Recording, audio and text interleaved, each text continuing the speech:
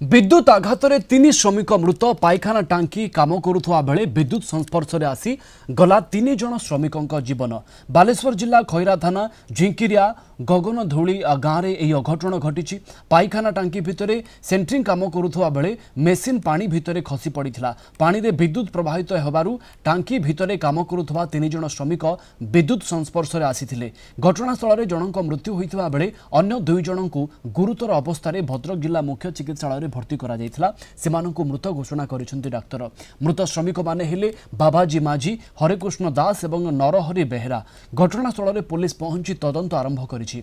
खबर पाई सिमुलिया निर्वाचन मंडली गस्तरे थिबा मंत्री रवि नारायण नायक एवं सिमुलिया विधायक पद्मलोचन पंडा भद्रक डाक्तरखाना रे पहुंची मृतकों परिवार को भेटी समवेदना जणाइछंती। घटना संपर्क में मुख्यमंत्री को अवगत कराई समस्त प्रकार सहायता जोगाई देबाकू प्रतिश्रुति दैछंती मंत्री।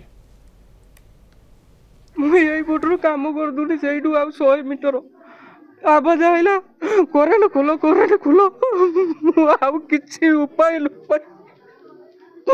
आज भाई आज डेढ़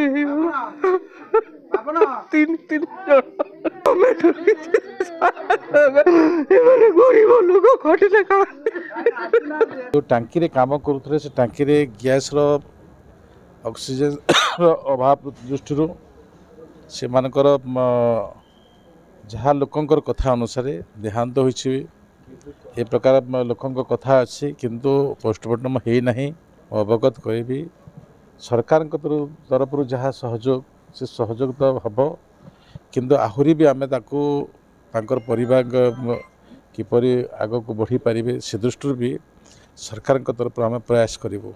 सरकार लेवल जो प्रकार साहाय्य करें एपाई दुखित ये 3टी गरीब पिला अकाल समय माने जीवन चलीगला से तो से दुख को मत प्रकाश करहबनी केवल ये समवेदना परिवार टे धैर्य धरतु।